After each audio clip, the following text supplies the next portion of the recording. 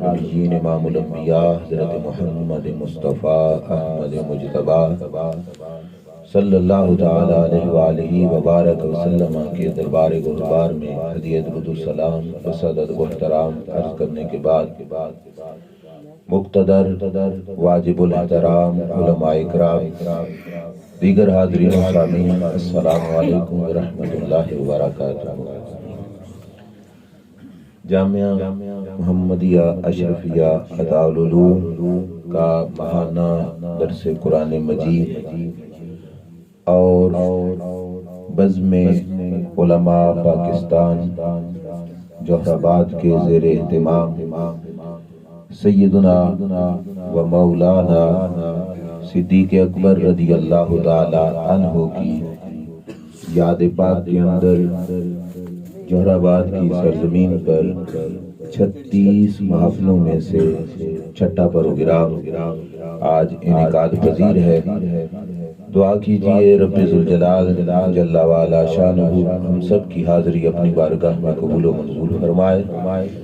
اللہ کریم مجھے حق سچ بیان کر کے ہم سب کو عقیدہ رکھ کے عمل کی توفیق عطا فرمائے۔ صدیق اکبر رضی اللہ تعالی عنہ کا جو بھی مقام اور مرتبہ ہے، یہ بنیادی بات ہے، ذہن میں رکھو گے انشاءاللہ العزیز تمام مسائل اسی سے حل ہو جائیں گے۔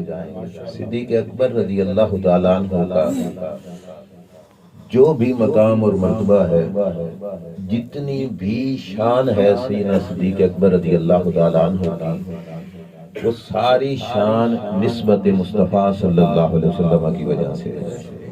یہ بات ذہن نشین فرما لیں، ہم ابو بکر صدیق رضی اللہ تعالیٰ عنہ ہوں یا سرکار کے اصحاب میں سے کوئی بھی ہو، اہل بیت اطہار میں سے کوئی بھی ہو، ہم جس کو بھی مانتے ہیں نسبت مصطفیٰ کی وجہ سے مانتے ہیں، اور جس کا جتنا گہرا تعلق ہوگا اس کو اتنا زیادہ احترام اور ادب کے ساتھ ہی دیکھا جائے گا۔ ترازو رکھ کر ہم وہاں پہ تول تو سکتے ہی نہیں، نہ ہماری اوقات ہے تولنے کی، نہ ہماری اوقات ہے پرکھنے کی۔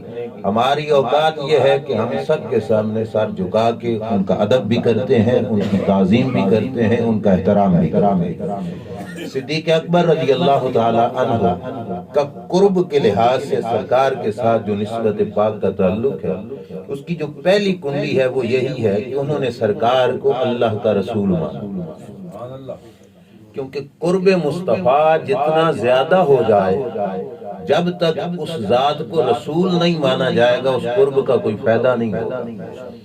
میرے نبی علیہ الصلوۃ والسلام کا فرمان اقدس موجود ہے، آج بھی حضرت سلمان فارسی رضی اللہ تعالی عنہ کی مزار شریف پہ موجود ہے۔ سرکار نے فرمایا تھا اپنی زندگی میں لا قرابت بینی و بین ابی لہب، رشتے میں چاچا تھا لیکن سرکار نے فرمایا میری اور ابو لہب کی کوئی رشتہ داری نہیں ہے۔ کیوں؟ کیونکہ ایمان نہیں لایا، بتیجا سمجھا، رسول نہیں سمجھا۔ اور کیا فرمایا حضرت سلمان فارسی کو، جو کہاں سے چلے؟ ایران سے چلے، کہیں کہیں سے پھرتے پھرتے سرکار کے دربار میں پہنچے، اور میرے نبی علیہ السلام فرمایا کرتے تھے سلمان منا اہل البیت، فرماتے تھے لوگوں سلیمان کو آمنہ سمجھنا، میرے گھرانے والا سمجھنا۔ قرب کا جو پہلا رشتہ ہے وہ سرکار سے کون سا ہے؟ ایمان والا، کہ سرکار کو سب سے پہلے اللہ کا رسول مان۔ اب اس کے بعد جتنا قرب بڑھتا جائے گا اتنا مقام بھی بڑھتا جائے گا۔ صدیق اکبر رضی اللہ تعالیٰ عنہ نے زندگی حضور کے دعوے نبوت کے بعد ساری حضور کے ساتھ گزاری، اور یہ بات کوئی اتفاقی نہ سمجھ لیں، حدیث پاک ہے بخاری شریف میں۔ میرے نبی علیہ السلام نے فرمایا الارواح جنود مجندۃ، کہ روحوں کا بھی ایک جہان ہے، جیسے ہمارا یہ جہان جسموں کا، روحوں کا ایک جہان ہے۔ اور سرکار فرماتے ہیں جو جسم اس دنیا میں اکٹھے رہتے ہیں بلا وجہ نہیں رہتے، اس کی وجہ یہ ہوتی ہے کہ ان کی روحیں اس جہان میں بھی اکٹھی رہتی ہوتی ہیں۔ جن روحوں کا، جن جسموں کا یہاں پر پیار کا رشتہ ہے، سرکار فرماتے ہیں بلا وجہ نہیں، ان جسموں کی روحوں کا عرشوں پہ بھی پیار کا رشتہ ہوتا ہے۔ تو ثابت ہوا صدیق اکبر رضی اللہ تعالیٰ عنہ کا جسم کا رشتہ محبت اور پیار والا اگر سرکار کے ساتھ اس دنیا میں ہے، ماننا پڑے گا اس جسم پاک کی روح کا تعلق عرشوں پر بری سرکار دو عالم صلی اللہ علیہ وسلم کے ساتھ تھا۔ اور پھر یہ یقینی بات ہے، حضرت جبیر بن مطعم رضی اللہ تعالیٰ عنہ صحابی رسول ہیں، دمشق کے علاقے میں حضرت جبیر بن مطعم رضی اللہ تعالیٰ عنہ تشریف لے کے گئے۔ دمشق کے علاقے میں جو لوگ وہاں پہ رہتے تھے ان میں یہ بات پہنچ چکی تھی کہ مکہ شریف میں ایک شخص آیا ہے، دعوی نبوت کرتا ہے، اپنے آپ کو اللہ کا نبی اللہ کا رسول مانتا ہے۔ ان کے پاس تصاویر تھی، جو پرانی جو انبیاء اکرام علیہ السلام کی پکچر تصاویر تھیں، ان تصاویر کے ذریعے یہ پہچاننا چاہتے تھے کہ کیا واقعی آنے والا وہی ہے جو اللہ کے رسول صلی اللہ علیہ وسلم نے دنیا پہ آنا ہے یا کوئی اور ہے۔ اس انتظار میں جب حرم شریف سے مکہ شریف سے قافلے دمشق میں جاتے تو یہ لوگ چھتوں پہ چڑھ کے انتظار کرتے۔ جبیر بن مطعم رضی اللہ تعالیٰ عنہ مکہ کے قافلے والوں کے ساتھ مل کر جب دمشق میں پہنچتے ہیں تو دمشق والے بھیڑ کر کے ہجوم کر کے آپ کے پاس آتے ہیں، آ کے پوچھتے ہیں احرامیون انت، کہ حرم پاک سے تم آئے ہو؟ آپ نے فرمایا ہاں، حرم پاک سے مکہ شریف سے میں آیا ہوں۔ انہوں نے کہا ہمارا سوال ہے کیا مکہ میں کوئی شخص آیا ہے جو دعوی نبوت کرتا ہو، لوگوں کو کہتا ہو کہ میں اللہ کا نبی ہوں، اللہ کا رسول ہوں، آؤ اگر ایسا آیا ہے تو ہمیں بتاؤ۔ آپ نے فرمایا ہاں، مکہ شریف میں اعلان نبوت اور نبوت کا یہ سلسلہ پیغام چل رہا ہے۔ انہوں نے کہا کہ ہم تمہیں کچھ تصاویر دکھاتے ہیں، بتاؤ ان میں سے کون ہے جس نے یہ دعویٰ کیا نبوت کا۔ حضرت جبیر بن مطعم نے دل میں سوچا کہ میں پہل نہ کروں، میں بھلا ان سے پوچھوں بھائی ان تصویروں میں سے ہے کون جس کی تمہیں انتظار ہے۔ انہوں نے تصاویر دکھائی، ایک کمرے میں لے گئے، وہاں پہ تصاویر لگی ہوئی تھی۔ انہوں نے ان تصاویر میں جبیر بن مطعم نے بھی نظر کی، انہوں نے بھی کی، انہوں نے کہا ان تصاویر میں وہ نہیں ہے۔ وہاں سے نکال کے دوسرے کمرے میں لے جانے لگے، دروازہ کھلا تو ساری تصویروں میں سے نمایاں تصویر پیارے مصطفیٰ صلی اللہ علیہ وسلم کی نظر آ رہی ہے۔ انہوں نے اشارہ کر کے کہا کہ اس ہستی کا ہمیں انتظار ہے، یہ اللہ کے رسول ہیں، اللہ کے نبی ہیں، کیا مدینہ شریف مکہ شریف میں یہ جلوہ گر ہو گئے، ان کا اعلان نبوت ہو گیا؟ آپ نے فرمایا اعلان نبوت ہو گیا۔ جبیر بن مطعم کہتے ہیں کہ میں نے غور سے دیکھا تو اس تصویر کے قدموں میں ایک ہستی بیٹھی ہے جو ان کے قدم پکڑ کے بیٹھی ہے۔ میں نے غور سے دیکھا تو میں نے پہچان لیا کہ یہ ہستی ابو بکر صدیق رضی اللہ تعالیٰ عنہ۔ فرماتے ہیں میں نے کہا اب بھی میں نہیں بولتا، اب بھی ان سے پوچھوں نا کہ ان کا تو تمہیں انتظار ہے نبی ہونے کے اعتبار سے، یہ جو قدموں میں بیٹھے ہیں یہ کون ہیں، ذرا ان کا بھی تو بتاؤ نا۔ آپ نے انہی سے پوچھا یہ قدموں میں کون بیٹھا ہے؟ تو انہوں نے کہا کہ ہماری کتابیں یہ بتاتی ہیں یہ دنیا میں ان کے رفیق بھی ہوں گے، وزیر بھی ہوں گے، اور ان کے بعد ان کے مسلح کے وارث بھی بنے۔ پتہ چلا شان سیدنا ابو بکر صدیق، علماء اہل سنت۔ پتہ چلا عالم ارواح سے لے کے یہاں تک جو کچھ یہ معاملہ ہے کوئی اتفاقی نہیں تھا، رب کی طرف سے جوڑ بنے ہوئے تھے۔ اور علماء اکرام فرماتے ہیں، غالباً شاہ ولی اللہ محدث دہلوی علیہ رحمہ ان کے حوالے سے ہے کہ جس شخص کی مزار جہاں پہ بنتی ہے اس کا وجہ یہی ہوتی ہے کہ پیدائش کے وقت اس کا خمیر اسی مٹی سے لیا گیا تھا، جہاں پہ اس کا مزار بنا ہے اس کے جسم کی مٹی کا خمیر اسی مقام سے اٹھایا گیا تھا، یہ فرماتے ہیں۔ اب اگر اسی بات کو دیکھو تو رسول خدا صلی اللہ علیہ وسلم کی مزار کے ساتھ ابو بکر صدیق کی مزار کا ہونا یہ بھی کوئی اتفاقی بات نہیں ہے، وجہ یہ ہے کہ رب ذوالجلال نے دونوں وجودوں کا خمیر لیا تو اسی سرزمین سے لیا، جہاں سے ابو بکر صدیق کا لیا وہیں سے سرکار دو عالم صلی اللہ علیہ وسلم کا لیا۔ لیکن ایک بات میں ضروری سمجھتا ہوں عرض کرنا، میں نے ایک جگہ پہ عرض کی، کچھ لوگوں کو یہ شبہ پڑ گیا کہ پھر تو برابر ہو گئے ابو بکر صدیق اور سرکار، نہ، یہ بات ہرگز نہیں۔ خمیر ایک جیسا نہ اور بات ہے، مقام ایک جیسا ہونا یہ اور بات۔ اسی مقام سے خمیر سرکار کا یہ اور بات ہے، لیکن مرتبہ اور مقام سرکار کے برابر کسی نبی کا نہیں ہو سکتا، چاہے جائے کہ ابو بکر صدیق کا ہو۔ ہم مقام و مرتبہ میں یہی کہتے ہیں کہ سب سے اعلیٰ والا ہمارا نبی، سب سے بالا والا ہمارا نبی، خالق سے اولیاء، اولیاء سے رسول، اور سب رسولوں سے اعلیٰ ہمارا نبی۔ یہ ہمارا عقیدہ ہے۔ بہرحال میں بات صدیق اکبر رضی اللہ تعالیٰ عنہ کے حوالے سے آگے لے چلوں۔ میرے پہلے آپ سن رہے تھے زمانہ جاہلیت میں بھی شراب نہیں، اور اس کے ساتھ ساتھ یہ بھی سنو کہ چھوٹی سی عمر شریف ہے، بچپنا ہے، والد ابو قحافہ پکڑ کے لے جاتے ہیں بت خانے میں، اور وہ آپ بتوں کو سجدہ کرتے ہیں۔ ابو بکر صدیق کی عمر چھوٹی ہے، جیسے ہم چھوٹے بچوں کو مسجد میں لے آ کے نماز کا طریقہ، سجدے کا طریقہ سکھاتے ہیں، انہوں نے اپنے بیٹے کو بت خانے میں لے جا کے کہا یہ ہمارے خدا ہے، بت کھڑا تھا، اسے سجدہ کرو۔ ابو بکر صدیق رضی اللہ تعالیٰ عنہ نے سجدہ کوئی نہ کیا۔ باپ اپنے دھیانے لگا عبادت کرنے کے لیے، تو جو بڑا بت تھا اس کے پاس چلے گئے، اس کے پاس جا کے کہنے لگے کہ انی جائعن فاطمنی، اے بت میں بھوکا ہوں، مجھے کھانا کھلا۔ بت سنے تو کچھ بولے، پتھر کا بنا بت نہ سن سکتا ہے نہ بول سکتا ہے، کھانا کہاں سے کھلائے؟ بت خاموش، اسی طرح مورت کھڑی ہے۔ تھوڑی دیر کے بعد آپ نے فرمایا انی آرن فاکسنی، میں برہنہ ہوں، میرے پاس کپڑے نہیں، مجھے کپڑے پہنا۔ بت پھر بھی خاموش، کچھ بھی نہیں کہہ رہا۔ چھوٹی سی عمر ہے ابو بکر صدیق رضی اللہ تعالیٰ عنہ کی۔ اب کہتے ہیں انی ملکن علیک حجرا، اے بت میں تجھے پتھر سے مارنے لگا ہوں، اپنے آپ کو بچا کے دکھا۔ بت پھر بھی نہ ہلا۔ ابو بکر صدیق نے روڑا اٹھایا، بت کے سر میں دے مارا، بت اوندے منہ ہو کے گر گیا، اس کو گرا دیا۔ حضرت ابو بکر صدیق کے والد جو ان کو خدا مانتے تھے اس وقت، انہوں نے کہا کہ یہ عجیب بات ہے، ہم انہیں سجدہ کرتے ہیں، بیٹا میرا ان کو روڑوں سے مار رہا ہے۔ پکڑ کے گھر لے کے گئے آپ کی ماں کے پاس، کہا تمہارا بیٹا بڑا عجیب نکلا کہ اس بچے نے بت کو پتھر مار کے گرا دیا ہے۔ حضرت ابوبکر صدیق کی ماں کہنے لگی کہ اس بچے کو ہم بچہ نہ سمجھنا۔ کہا کیوں؟ کہا میرے جسم میں تھا، میرے پیٹ میں تھا، تو مجھے غیب سے آواز آتی تھی یا امت اللہ بالتحقیق ابشری بالولد العتیق اسمہ فی السماء صدیق لرسول اللہ صلی اللہ علیہ وسلم صاحب و رفیق۔ مجھے آواز آتی تھی اے اللہ کی بندی، تیرے پیٹ میں جو بچہ ہے خوش ہو جائے اس بات پر کہ یہ جہنم سے آزاد بھی ہے، نام اس بارشوں پہ صدیق ہے، اور رب نے اسے رسول خدا کا سنگی بنایا۔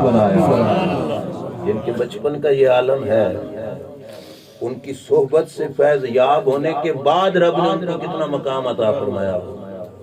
میں نے قرآن کی آیت پڑھی ہے والذی جاء بالصدق وصدق بہ، شیعہ مسلک کی کتاب ہے تفسیر مجمع البیان کے اندر، انہوں نے تفسیر کرتے ہوئے کہا کہ صدق بھی، پہلے ترجمہ سنو، والذی جاء بالصدق، جو ہستی صدق لے کے آئی، وصدق بہ، اور جس نے اس کی سچائی کی تصدیق کی۔ رب فرماتا ہے یہی لوگ پرہیزگار ہیں، کامیاب ہیں۔ اب وہ شیعہ مسلک کی کتاب کہتی ہے صدق لے کے آنے والی کون تھی؟ یہاں پہ انہوں نے لکھا الذی جاء بالصدق هو رسول اللہ، وہ رسول خدا تھے۔ وصدق بہ ابو بکر رضی اللہ تعالی عنہ، اور جس ہستی نے اس سچ کو سچ کہا، وہ سچ کہنے والی ہستی حضرت ابو بکر صدیق رضی اللہ تعالی عنہ۔ بڑی شان ہے ابو بکر صدیق رضی اللہ تعالی عنہ۔ ایمان لائے تو اس رنگ میں کہ جیسے کوئی بھی نہیں لے آیا، اور سرکار کے ساتھ سنگت نبھائی تو اس رنگ میں کہ زمانہ اس محبت کی مثال دیتا۔ رسول خدا صلی اللہ علیہ وسلم مکہ شریف میں کعبہ شریف کے سائے میں دیواروں کے پاس کھڑے ہو کے لوگوں کو جمع کر کے کہتے ہیں قولوا لا الہ الا اللہ تفلحوا، او لوگو لا الہ الا اللہ پڑھو تم فلاح پا جاؤ گے۔ اب حالات تھے ایسے، آج کل تو یہاں پہ ہم کلمہ پڑھیں تو لوگ داد دیتے ہیں، خوش ہوتے ہیں، محبت سے پیش آتے ہیں، احترام کرتے ہیں۔ وہاں رسول خدا کہہ رہے ہیں لوگوں کلمہ پڑھو، لا الہ الا اللہ پڑھو، کامیاب ہو جاؤ گے۔ لوگ لڑنا شروع کر دیتے ہیں، رسول خدا پہ ٹوٹ پڑتے ہیں، سرکار کو مارنا پیٹنا شروع کر دیتے ہیں۔ سارے مکہ کے چودھری اور سردار سرکار کو مارنے لگے۔ ابو بکر صدیق دوڑ کے سامنے آئے، اور سامنے آ کے مکہ مارنے والے کا ہاتھ روکا، پتھر مارنے والے کا پتھر روکا، اور روک کے کہا بے حیاؤ، اس ہستی کو مارتے ہو جو تمہاری کامیابی کے پیچھے چل رہے ہیں، جو تمہیں کامیابی کی طرف بلاتے ہیں، تم اسے مار رہے ہو۔ ان بڈیروں نے کہا کہ یہ تو یتیم بچہ تھا، اس کا تو پیچھے سے باپ ہی کوئی نہیں ہے، اس کی ماں بھی کوئی نہیں ہے، اتنا بڑا دعوے نبوت اگر اس سے کروا رہا ہے تو ابوبکر ساتھ دے کے کروا رہا ہے۔ انہوں نے کہا چلو ان کو نہیں مارتے، صدیق کو مارنا شروع کر دیا۔ البدایہ و نہایہ میں ہے، لکڑی کے جوتے معاذ اللہ صدیق اکبر کے سر پہ مارے، چہرے پاک پہ مارے، لکڑی کے بنے ہوئے جوتے، اور وہاں پہ الفاظ کیا ہے، حتی لا یعرف انفہ من وجہہ، پتہ نہیں چلتا تھا سر ناک کہاں ہے اور چہرہ کہاں ہے۔ یہ رخسار مبارک سوج گئے، ناک اور چہرے کا فرق ختم ہو گیا۔ صدیق اکبر رضی اللہ تعالیٰ عنہ بے ہوش ہو کے زمین پہ آئے، کسی ساتھی نے یوں بالوں میں ہاتھ پھیرا تو بالوں کا ایک گچھا اس کے ہاتھ میں آ گیا، اتنے بال ٹوٹ گئے مار کھا۔ انہوں نے سمجھا مر گیا ہے معاذ اللہ، انہوں نے سمجھا فوت ہو گیا ہے، چھوڑ کے چلے گئے، بھئی چلو اس کو اس کے کیے کی معاذ اللہ سزا ملی۔ رشتہ دار احباب اٹھا کے گھر میں لے گئے، تلیاں مار رہے ہیں، ہاتھوں کی، پاؤں کی، جسم اقدس کی مالشیں ہو رہی ہیں کہ صدیق کو ہوش آ جائے۔ اچانک حضرت ابوبکر صدیق کی آنکھ کھلی تو دیکھتے ہیں میں تو اپنوں میں ہوں، رشتہ داروں میں ہوں، برادری میں ہوں، خیال آیا کہ رسول خدا کو دشمنوں میں چھوڑا تھا، فوراً پوچھتے ہیں ما فعل برسول اللہ صلی اللہ علیہ وسلم، اور میرا دھیان کرنے والوں مجھے یہ بتاؤ میرے رسول کا کیا حال ہے۔ ماں پاس کھڑی ہے، پریشانی کا عالم ہے، ماں کہتی ہے ابوبکر کچھ تو دیکھ، جس کی خاطر اتنی مار پڑی ہے اس کا ذکر کر رہا ہے، پھر اس کا نام لے رہا ہے، ابھی تو تیری جان بڑی مشکل سے بچی پھر اسی کا نام لے رہے ہو۔ عشق کو تانا ملے نا، یہ دستور عشق ہے، وہ پہلے سے بھی تیز ہو جاتا ہے۔ تانا ملے، کہا کہ پھر نام لے رہے ہو، آپ نے فرمایا اب مجھے چین نہیں آتا جب تک ان سے ملاقات نہ کر لوں۔ فرمایا لے جاؤ مجھے ان سے ملاقات کرا کے لے آؤ۔ آپ کو پتہ ہے بیمار کی جو ضد بھی ہوتی ہے وہ بھی پوری کرنی پڑتی ہے۔ وہ آپ بے ہوش تھے، فرمایا تو رشتہ داروں نے کندھوں پہ ہاتھ رکھے، اور صدیق اکبر کو چل نہیں سکتے تھے، کندھوں پہ ہاتھ رکھوا کے چلا کے حضور کی بارگاہ میں لے کے گئے۔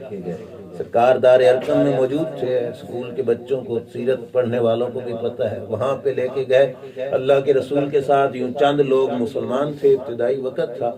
البدایہ والنہایہ میں ہے، دروازے سے سرکار صدیق اکبر رضی اللہ تعالیٰ عنہ حاضر خدمت ہوئے تو اللہ کے رسول نے اٹھ کر اپنے غلام کا استقبال فرمایا۔ قسمت ہے کہ نہیں؟ بولیے نا، استاد آئے شاگرد اٹھ کے استقبال کرے، یہ تو آپ نے دیکھا ہوگا۔ پیر صاحب آئیں اور مرید اٹھ کھڑے ہو جائیں کہ استقبال کریں، ہمارے مرشد پاک آ گئے، یہ بھی دیکھا ہوگا۔ اور یہ منظر کتنا پیارا ہے، یہاں نوکر آ رہا ہے، آقا اٹھ کے استقبال فرما رہے ہیں۔ کیوں؟ مجھے کہنے دو، جتنی مار پڑی ہوگی ساری دردیں ختم نہیں ہو گئی ہوں گی جن کی محبت سے سرکار نے استقبال فرمایا۔ صدیق اکبر کھڑے نہیں ہو سکتے، بیٹھ نہیں سکتے، سرکار کی بارگاہ میں زمین پہ لٹا دیا گیا۔ اب یہ لفظ میں ذمہ داری سے پڑھ رہا ہوں، حافظ ابن کثیر نے لکھے فَأَقَبَّ عَلَيْهِ رسول اللہ صلی اللہ علیہ وسلم وَقَبَّلَ وَجْهَهُ۔ صدیق زمین پہ لیٹے تو سرکار اوپر یوں جھک گئے، اور جھک کر کیا کیا، وَقَبَّلَ وَجْهَهُ، سرکار نے چہرے صدیق کا بوسہ لے لیا۔ اب فیصلہ میں آپ پہ چھوڑتا ہوں، کوئی جوتے مار رہا تھا، کوئی بوسے لے رہا تھا، فرق کتنا ہے؟ جوتے مارنے والے بے ایمان تھے، بوسہ لینے والا رب کا رسول ہے۔ میاں صاحب کی بات سمجھ آ گئی کہ قدر پھلاں دا بول بول جانے، صاف دماغاں والی۔ صدیق کا مقام سمجھنا ہو تو پہلے دربار مصطفیٰ سے پوچھو کہ صدیق اکبر رضی اللہ تعالیٰ عنہ کا مقام کیا ہے۔ سرکار جھک کر اپنے غلام کے چہرے کو بوسے لے رہے ہیں، جوتے مارنے والوں نے جوتے مارے، اللہ کے رسول اتنی شفقت کر رہے ہیں کہ چہرے کو چوم رہے ہیں۔ صدیق اکبر نے آنکھ کھولی، فوراً وہ بات دل میں کھٹکی کہ میں تو رسول خدا کا ذکر کرنے والا ہوں، بار بار ان کا نام لیوا ہوں، ماں میری نے تانا دیا تھا کہ پھر اس کا کیوں ذکر کر رہا ہے۔ ساتھ گئی تھی ماں ابو بکر صدیق کے دل میں جو پہلی بات آئی حضور سے عرض کی مار کھانے کے بعد نے کیا ہے، یا رسول اللہ صلی اللہ علیہ وسلم ہذہ امی ادعو اللہ لہا وادعوہا الی اللہ۔ حضرت ابو بکر صدیق عرض کر یا رسول اللہ یہ میری ماں ہے، رشتہ بتایا خون کا، اور آگے کیا کہا، ادعو اللہ لہا، یا رسول اللہ پہلے کیجئے ان کے لیے اللہ کی بارگاہ میں دعا، اور پھر کہا ادعوہا الی اللہ، پھر انہیں دین کی دعوت دیجئے، پہلے دعا پھر دعوت، یا رسول اللہ دعا کیجئے پھر ان کو دین کی دعوت دیجئے۔ دونوں لفظوں پہ ذرا غور کرو، دعا پہلے دعوت بعد میں۔ سرکار کے غلام نے یہ بتا دیا تبلیغ اثر بھی اسی کی کرے گی جہاں سے پیچھے سے نسبت مصطفیٰ کا پیدا ہے، دعوت اللہ پیدا تب دے گی جہاں پہ دعائے رسول پہنچے گی۔ سرکار کی بارگاہ میں عرض کرتے گئے تو دعا بھی کرو دعوت بھی دو۔ میرے نبی علیہ السلام نے دعوت دی، اللہ نے صدیق کی ماں کو بھی اسلام کی دولت عطا کی۔ صدیق اکبر رضی اللہ تعالیٰ عنہ نے یہ تکلیفیں برداشت کی، پھر سرکار کے خون کے پیاسے بنے وہ مارنے والے، تکلیفیں دینے والے، باقاعدہ معاہدہ ہوا، میں اس تفصیل میں نہیں جاتا، جو بات میں نے عرض کرنی ہے وہ یہ ہے، باقاعدہ اکٹھ ہوا، اجتماع ہوا، طے یہ پایا کہ ہر قبیلے کا ایک ایک فرد آ جائے جو وہ ڈیرہ ہے، اور مل کر سارے معاذ اللہ رسول خدا کو شہید کر دیتے ہیں۔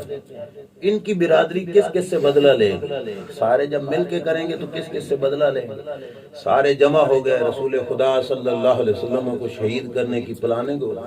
سرکار کے گھر مبارک کا گھیرا ہے، اندر سرکار دو عالم صلی اللہ علیہ وسلم تشریف فرما ہے، سرکار دو عالم صلی اللہ علیہ وسلم کے ساتھ علی المرتضی شیر خدا رضی اللہ تعالیٰ عنہ بھی ہیں۔ سرکار دو عالم صلی اللہ علیہ وسلم نے باہر نکلنا تھا، وہ دروازے پہ تھے کہ ہم پکڑ کر حضور کو شہید کریں گے۔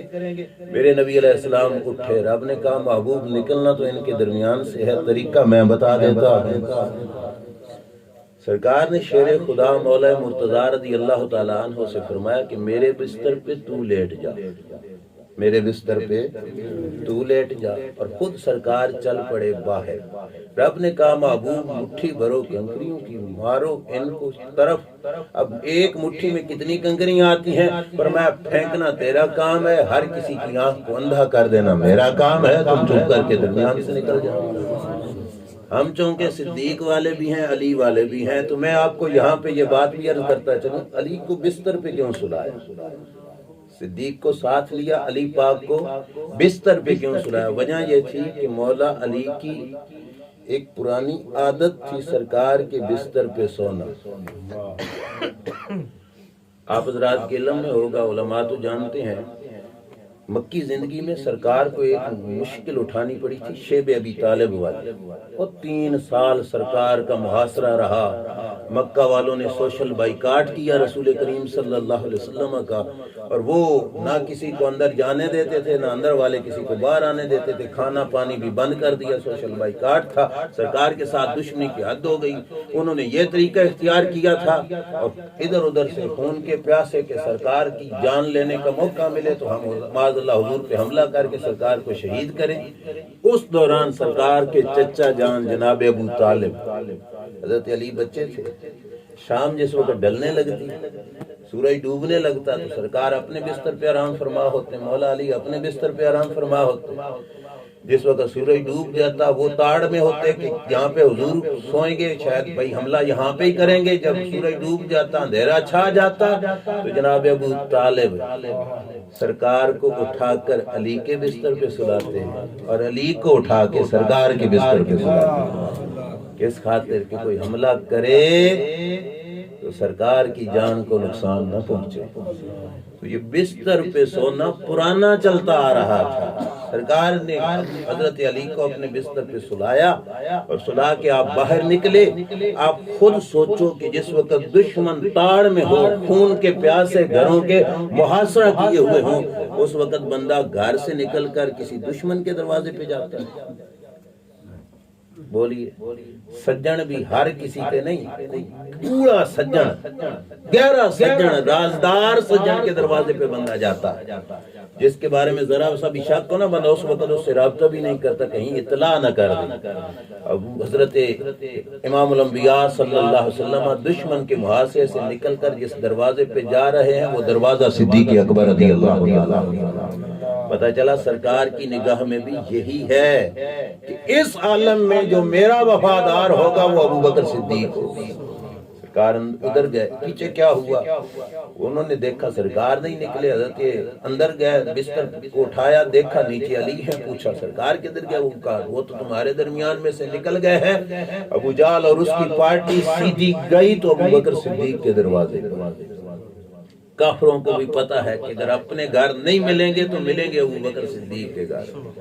میرے نبی علیہ السلام نے حضرت ابو بکر سے کہا اللہ کا حکم ہے ہجرت کرنے کا، تو فوراً ابو بکر صدیق نے عرض کیا یا رسول اللہ الصحبہ، یا رسول اللہ مجھے بھی ساتھ لے کے چلنا، اور میں آیا بھی تیرے پاس اس خاطر ہوں کہ ان اللہ تعالی امرنی، اللہ نے مجھے حکم دیا ہے ان تستصحبا ابا بکر رضی اللہ تعالیٰ عنہ، اللہ نے فرمایا میرے محبوب ہجرت کر کے جانا ہے تو اکیلے نہیں جانا، ابو بکر صدیق کو بھی ساتھ لے کے جانا ہے۔ بس یہ بات میں عرض کر کے اپنی گفتگو کو سمیٹ لوں گا۔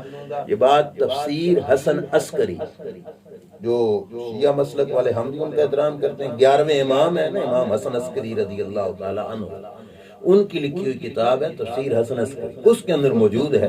جس وقت صدیق اکبر تیار ہو گئے سرکار کے ساتھ جانے پر، اور اللہ کا حکم بھی تھا صدیق کو ساتھ لے جانے پر، تو سرکار نے آزمائشی طور پر ایک بات کہی حضرت ابو بکر صدیق، فرمایا ابو بکر ساتھ آنا ہے؟ یا رسول اللہ میری تو مدتوں سے خواہش ہے کہ میں آپ کے ساتھ چلوں۔ سرکار نے فرمایا ایک بات دیکھ لے، جیسے میرا پیچھا کریں گے ایسے تیرا بھی پیچھا کریں گے، اور فرمایا کہ جتنا میرے خون کے پیاسے ہیں پھر اتنا تیرے خون کے بھی پیاسے بن جائے گا، مجھے قتل کرنے کے پیچھے چلیں گے تو تجھے بھی قتل کرنے، بلکہ فرمایا کہ مجھ سے زیادہ تیرے، کیونکہ وہ سمجھیں گے کہ نبوت کا دعویٰ اسی نے کرایا ہے، تیری جان کے پیچھے پڑیں گے، سوچ لے میرے ساتھ چلنا ہے کہ ابو بکر صدیق نے جو جواب دیا، تفسیر حسن عسکری میں امام حسن عسکری نے لکھا، ابو بکر صدیق نے عرض کیا یا رسول اللہ آج سے لے کر قیامت تک کی رب دے نا مجھے زندگی، اور تمام جہانوں کی بادشاہیاں بھی ابو بکر صدیق کو دے دے، ہر طرف نوکروں چاکروں کی ریل پیل ہو، مال و دولت کی بھی کثرت ہو، یا رسول اللہ یہ سب کچھ دولت پاس ہو، لمبی زندگی قیامت تک کی ہو، اور صدیق کے پاس تمہارا دامن نہ ہو۔ ایک طرف یہ حالت، اور دوسری طرف حضرت ابوبکر صدیق کہتے ہیں یا رسول اللہ قیامت تک کی زندگی ہو، زمانے کا ہر دکھ میرے گلے میں پڑا ہوا ہو، نہ موت آئے کہ جان چھوٹے، نہ مرض ختم ہو، فرمایا اتنی لمبی زندگی ہو، ہر قسم کے دکھ صدیق کے گلے پڑے ہوں، لیکن تمہارا دامن میرے ہاتھ میں ہو، تو یا رسول اللہ وہ بادشاہت والی زندگی کو صدیق ٹھوکر مار دے گا، دکھوں والی زندگی کو سینے سے لگا لے گا۔ اب بتائیے یا رسول اللہ میں تو ساتھ آنے کے لیے تیار ہوں۔ سرکار نے جو جواب دیا یہ بات پوری توجہ سے سننا، سرکار نے فرمایا لا جرم ان اللہ تعالی قد اطلع علی قلبک ووجدہ موافقا لما جرى علی لسانک، فرمایا صدیق اس بات میں شک ہی نہیں، رب نے پہلے تیرا دل دیکھا، رب نے پہلے تیرا دل دیکھا، ووجدہ موافقا لما جرى علی لسانک، اے صدیق بالکل جیسی تیری زبان بول رہی ہے تیرا دل بھی وہی کلام کر رہا ہے۔ کیا مطلب کتو نہ پہ آکھ دے جو بات کر رہے ہو دل سے کر رہے ہو۔ آگے سرکار نے جو فرمایا، سرکار نے فرمایا اللہ کریم نے تجھے اے ابو بکر میری آنکھ بنایا، وَجَعَلَكَ مِنِّي بِمَنْزِلَةِ الْعَيْنِ لِلرَّاسِ، فرمایا تجھے اے ابو بکر ایسے بنایا ہے جیسے سر میں آنکھ ہوتی، اور اے ابو بکر تیرا میرا وہ رشتہ ہے جیسے سر کا باقی بدن کے ساتھ ہوتا ہے۔ سر اور بدن کا تعلق سمجھتے ہو نا، سر الگ تو بدن الگ، ختم۔ بدن کے ساتھ قیام تبھی ہے جب سر کا اس کے ساتھ جوڑ ہے۔ اور سرکار دو عالم صلی اللہ علیہ وسلم نے فرمایا ابو بکر اللہ نے تجھے میری جان بنایا۔ اے جملے پہ غور کر لو تو سمجھ آ جائے گا مقام صدیق۔ ابو بکر اللہ نے تجھے میری جان بنایا ہے۔ محبوب کو عاشق محب کہے کہ میرا یار میری جان ہے، یہ تو سنا ہوگا، یہاں پہ محبوب اپنے محب کو کہہ رہا ہے ابو بکر تو میری جان ہے، اللہ نے تجھے میری جان بنایا۔ چل صدیق ساتھ، ابو بکر صدیق ساتھ چل پڑے۔ گھر میں جتنی مال و دولت پڑی تھی وہ ساتھ لے لی۔ ابو بکر صدیق چل رہے ہیں۔ سفر میں چلنے کا انداز کیا ہے؟ 2 قدم صدیق حضور سے آگے چلتے، 2 قدم دائیں، 2 قدم بائیں، 2 قدم پیچھے گھوم رہے ہیں اردا گرد۔ سرکار نے ابو بکر یہ کیا ہے، یہ کیا حرکت ہے؟ عرض کرتے ہیں یا رسول اللہ اتنی بڑی امانت کا چوکیدار ہوں، جب خطرہ محسوس ہوتا ہے سامنے سے تو دوڑ کے آگے آ جاتا ہوں، جو کچھ پڑے صدیق کے جسم پہ پڑے، میرے محبوب کو کوئی تکلیف نہ ہو۔ خطرہ دائیں سے ہوتا ہے تو ادھر آ جاتا ہوں، بائیں سے ہوتا ہے ادھر آ جاتا ہوں، پیچھے سے ہوتا ہے تو ادھر چلا جاتا ہوں، آپ کی تحفظ اور سپورٹی کی خاطر یا رسول اللہ ایسا کر رہا ہوں۔ سفر کے دوران غار ثور آ گئی۔ یہ منظر جن کو عمرہ کی یا حج کی سعادت حاصل ہوئی ان کو بڑا مزے سے سمجھ آئے گا، اور جن کو نہیں اللہ ان کو بھی زیارت کرائے۔ غار ثور پہاڑیوں میں سے نا جن کی زیارت کے لیے سب سے بلند پہاڑی ہے جبل ثور، جس میں غار ثور ہے، بہت بلند پہاڑی۔ حاجی حضرات کہتے ہیں کہ پہاڑی کی چوٹی کی طرف دیکھنا ہونا تو سر سے امامیں پگڑیاں گر جاتی ہیں، یوں بالکل سر اونچا کر کے، اتنی اونچی پہاڑی۔ اور جو آج کل 1400 سال گزرنے کے بعد اب کچھ نہ کچھ سیڑھیاں راستے بھی ہیں، ان سارے راستوں کے باوجود نا میرے جتنا وزنی بندہ تو شاید غار ثور تک چڑھ بھی نہ سکے۔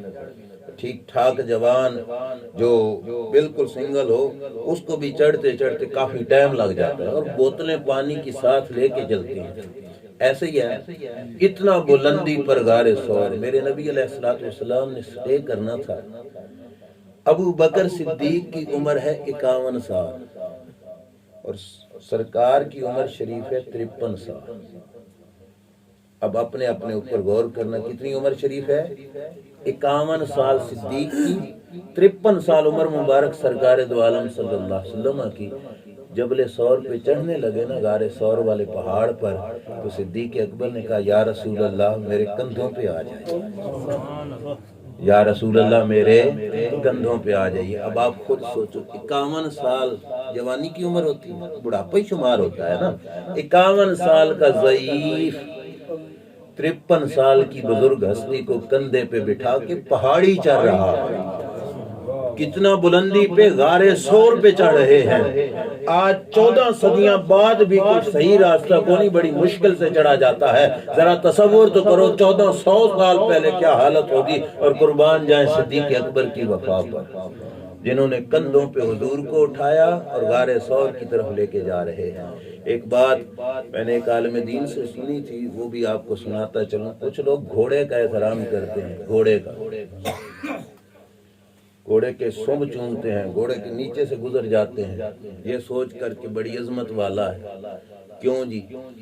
امام حسین گھوڑے پہ سوار ہوئے، اگرچہ اس میں بھی علماء کا اختلاف ہے، گھوڑا تھا کہ وہاں پہ اونٹ تھے، یہ بھی الگ بات۔ یہ بات تو پکی ہے نا کہ یہ وہ گھوڑا نہیں جس پہ امام حسین پاک سوار ہوئے، پکی ہے کہ نہیں؟ لیکن صرف کیا کہتے ہیں کہ گھوڑے پہ بیٹھے، یہ بھی گھوڑا ہے لہذا اس کا سبیلوں کا افتتاح گھوڑے کو پانی پلا کے کیا۔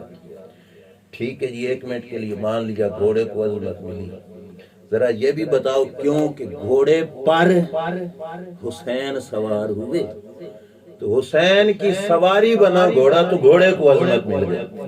انہی لوگوں کے سامنے ہاتھ جوڑ کے کہو یار گھوڑے پہ بیٹھے حسین اور اس کی نسل کے گھوڑوں کا احترام کرتے ہو، ڈائریکٹ ابو بکر صدیق کے کندھوں پہ نبیوں کا نبی سوار ہوا تھا۔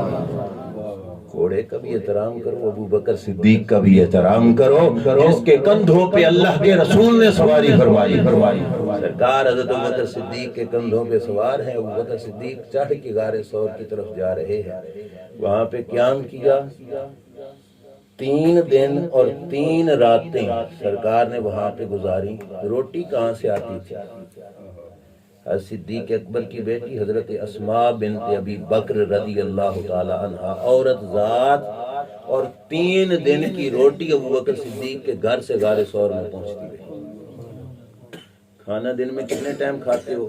بس بات آخری ہے، سمیٹ دینا میں نے جانا. کتنے ٹائم کھاتے ہو بولیے 3.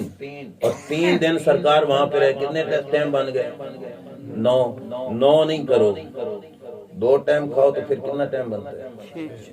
6. 2 بھی نہ کرو، ایک دن میں ایک بار ہی کھانا کھایا جائے تو پھر کتنے چکر بنتے ہیں؟ 3. سلوٹ نہیں بنتا صدیق اکبر کے گھرانے کو. غار ثور پہ جوان نہیں چڑھ سکتا، صدیق کی جوان بیٹی عورت ذات، اور ایک دن میں ایک چکر جانے کا ایک چکر آنے کا لگا کر سرکار کی بارگاہ میں کھانا پیش کر رہے ہیں. میرے استاد محترم فرماتے تھے کلہ صدیق نہیں، صدیق دا گھرانہ ہی با وفا. صدیق اکبر کا گھرانہ بھی با وفا تھا. حضرت اسماء کھانا بھی پہنچاتی تھیں، اور مزے کی بات ہے کہ دشمن ڈھونڈنے والے، تلاش کرنے والے اور ان کی نگاہوں سے بچ کر محفوظ طریقے کے ساتھ کھانا دے بھی آتی تھی، کھانا دے کے واپس بھی آ جاتی. ابو جہل جس وقت صدیق اکبر کے دروازے پہ آیا تھا تو دروازہ زور سے کھٹکایا. سیدہ اسماء رضی اللہ تعالی عنہا نے پوچھا کیا ہے؟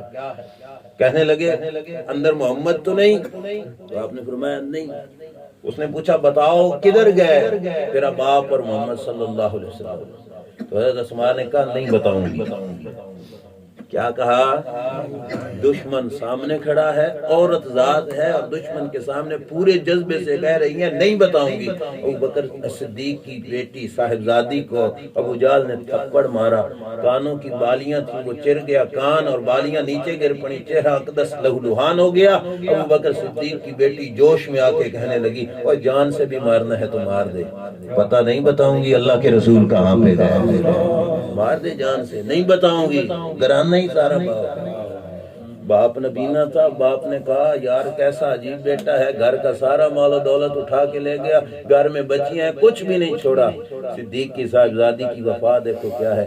ٹھیکریاں پڑی تھی مٹی کی، اس کے اوپر کپڑا ڈالا. ابو قحافہ نبینا تھے، ان کا ہاتھ پکڑ کے لے گیا. ابا دیکھو صدیق تو گھر میں بڑا ہی مال چھوڑ کے گئے. اور جتنا مال لے کے گئے تھے وہاں پہ جا کے حضور سے عرض کیا تو ابو بکر صدیق نے یا رسول اللہ عائشہ صدیقہ سے نکاح کیا تھا، بیاہ کر کے اپنے گھر لے آؤ. سرکار نے فرمایا میرے پاس تو مہر کے پیسے نہیں. ابو بکر صدیق نے کہا یہ جو میں نے اٹھائے ہیں کس لیے اٹھائے ہیں؟ یا رسول اللہ مہر کے پیسے. ذرا سوچو تو صحیح یار، سسر اپنی بیٹی کا مہر اپنے ہاتھوں سے دے کر کہہ رہے ہیں یا رسول اللہ لے جائیے یہ مہر کے پیسے ہیں اور میری بچی کو بیاہ کر کے اپنے گھر لے جائے. شادی کر کے دی اور حضرت عائشہ کو کہا خبردار میرے نبی سے خرچہ نہیں مانگنا، خرچہ ہم سے لینا ہے، گھر میرے نبی کا وسیلہ. اب کیوں نہ شان دے. میرے نبی علیہ السلام صحابہ کے مجمع میں فرمایا کرتے تھے، مجمع میں سرکار فرماتے تھے ما سبقکم ابو بکر بالصلاۃ ولا بالصوم ولکن بشیء وقر فی صدرہ. فرمایا او صحابہ تم سے ابو بکر آگے نکلے نمازوں کی وجہ سے نہیں، روزے کی وجہ سے نہیں، ولکن بشیء وقر فی صدرہ. فرمایا اس کے سینے میں ایک شے ہے جس کی وجہ سے رب نے صدیق کو مقام عطا فرمایا. اللہ تبارک و تعالیٰ کی بارگاہ میں دعا ہے اللہ کریم میری آپ کی ہم سب کی حاضری اپنی بارگاہ میں قبول و منظور فرمائے. اللہ کریم جو گزارشات پیش کی ان پہ آپ کو مجھے عمل کی توفیق عطا فرمائے. 1 دفعہ سورہ فاتحہ، 3 دفعہ سورہ اخلاص، اول و آخر درود پاک پڑھ لیں. صدیق اکبر کی بارگاہ میں ہدیہ عقیدت بطور نذرانہ ایصال ثواب کریں.